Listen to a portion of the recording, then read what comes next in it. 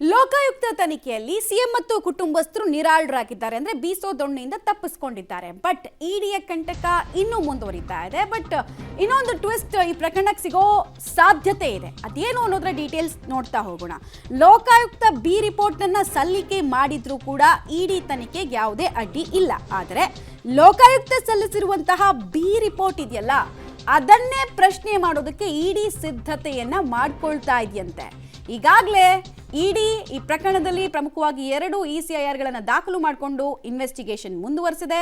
But ಇವರು ಅಕ್ರಮ ಆಗಿದೆ ಅಂತ ರಿಪೋರ್ಟ್ ಅಂದ್ರೆ ಇಂಟರೀಮ್ ರಿಪೋರ್ಟ್ಗಳನ್ನ ಕೊಡ್ತಾ ಇದ್ರೆ, ಈ ಕಡೆಗೆ ಲೋಕಾಯುಕ್ತ ಸಾಕ್ಷಿನೇ ಇಲ್ಲ ಅಂತ ಹೇಳ್ತಾ ಇದೆ. ಸೊ ಒಂದೇ ಪ್ರಕರಣ 2 ಕಾಂಟ್ರಡಿಕ್ಷನ್ಗಳನ್ನ ನೀವು ಗಮನಿಸ್ತಾ ಇದ್ದೀರಾ. ಈ ಬೆನ್ನಲ್ಲೇ ಬಿ ರಿಪೋರ್ಟ್ ಅನ್ನ ಒಂದು ತನಿಖಾ ಏಜೆನ್ಸಿ ಕೊಟ್ಟಿದೆ, ಅದನ್ನ ಇನ್ನೊಂದು ತನಿಖಾ ಏಜೆನ್ಸಿ ಪ್ರಶ್ನೆ ಮಾಡೋದಕ್ಕೆ ಬರುತ್ತಾ?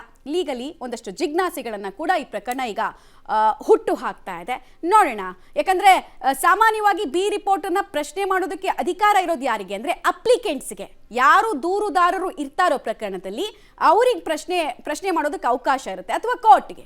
ಡೀಟೇಲ್ಸ್ ಕೊಡ್ತಾರೆ. ನೇರ ಸಂಪರ್ಕದಲ್ಲಿ ಜಾಯಿನ್ ಆಗ್ತಾ ಇದ್ದಾರೆ ಮುರಳಿ. ಈಗ ಲೋಕಾಯುಕ್ತನೂ ಒಂದು ತನಿಖಾ ಏಜೆನ್ಸಿ, ಇಡಿನೂ ಒಂದು ತನಿಖಾ ಏಜೆನ್ಸಿ. ಸೊ ಲೋಕಾಯುಕ್ತದ ಬಿ ರಿಪೋರ್ಟ್ ಅನ್ನ ಪ್ರಶ್ನೆ ಮಾಡುವಂತಹ ಅವಕಾಶ ಇವರಿಗಿರುತ್ತಾ?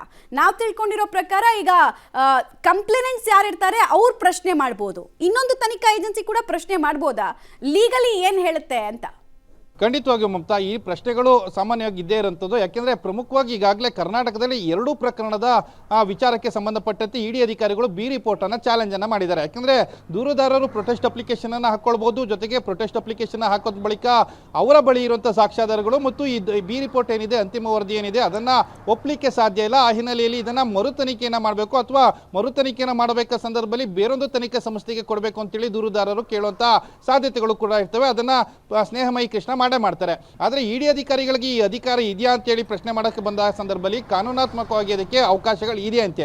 ಅಂದರೆ ಈಗ ಸಿಕ್ಕಿರುವಂಥ ಮಾಹಿತಿ ಪ್ರಕಾರ ಮತ್ತು ನಿನ್ನೆ ಹೈಕೋರ್ಟ್ನಲ್ಲಿ ವಾದ ಪ್ರತಿವಾದವನ್ನು ಸಲ್ಲಿಕೆಯನ್ನು ಮಾಡೋ ಸಂದರ್ಭದಲ್ಲಿ ASG ಅರವಿಂದ್ ಕಾಮತ್ ಅವರು ಹೇಳಿದರು, ನಮಗೂ ಕೂಡ ಈ ಬಿ ರಿಪೋರ್ಟನ್ನು ಚಾಲೆಂಜ್ ಮಾಡಲಿಕ್ಕೆ ಅವಕಾಶಗಳಿದ್ದಾವೆ. ಅದರಲ್ಲೂ ಕೂಡ ಕರ್ನಾಟಕದ 2 ಪ್ರಕರಣಗಳಿಗೆ ನಾವು ಈಗಾಗಲೇ ಬಿ ರಿಪೋರ್ಟನ್ನು ಚಾಲೆಂಜ್ ಮಾಡಿದ್ದೀವಿ ಅಂತೇಳಿ ಹೇಳಿದ್ದಾರೆ. ಬಹುತೇಕ ಏನು ಸಿದ್ದರಾಮಯ್ಯ ಅವರ ವಿರುದ್ಧ ಪ್ರಕರಣ ಏನಿತ್ತು, ಆ ಸಿದ್ದರಾಮಯ್ಯ ವಿರುದ್ಧ ಪ್ರಕರಣದ ಬಿ ರಿಪೋರ್ಟ್ ಅನ್ನ ಇಡಿ ಅಧಿಕಾರಿಗಳು ಚಾಲೆಂಜ್ ಮಾಡ್ತಾರೆ ಅನ್ನೋದು ಸ್ಪಷ್ಟವಾಗಿ ಗೊತ್ತಾಗ್ತಾ ಇದೆ. ಯಾವಾಗ ಪ್ರೊಟೆಸ್ಟ್ ಅಪ್ಲಿಕೇಶನ್ ಅನ್ನ ದೂರುದಾರ ಸ್ನೇಹಮಯಿ ಕೃಷ್ಣ ಹಾಕ್ತಾರೆ, ಅದೇ ಸಂದರ್ಭದಲ್ಲಿ ಇವರು ಕೂಡ ಪ್ರಶ್ನೆಯನ್ನ ಮಾಡ್ತಾರೆ. ಜೊತೆಗೆ ಅವರು ಮಾಡ್ತಾ ಇರುವಂತ ತನಿಖೆ ಅಂದ್ರೆ ಇಡಿ ಅಧಿಕಾರಿಗಳು ಹೇಳ್ತಾರೆ ಸಿದ್ದರಾಮಯ್ಯ ಮತ್ತು ಅವರ ಕುಟುಂಬದವರು ಕಾನೂನಿನ ದುರ್ಬಳಕೆಯನ್ನ ಮಾಡ್ಕೊಂಡಿರುವಂತದ್ದು, ಜೊತೆಗೆ ಅಧಿಕಾರನ ದುರ್ಬಳಕೆಯನ್ನ ಮಾಡ್ಕೊಂಡಿರುವಂತದ್ದು, ಪ್ರಭಾವವನ್ನು ಬೀರುವಂತ ಪ್ರಕ್ರಿಯೆಗಳನ್ನ ಮಾಡಿದ್ದಾರೆ.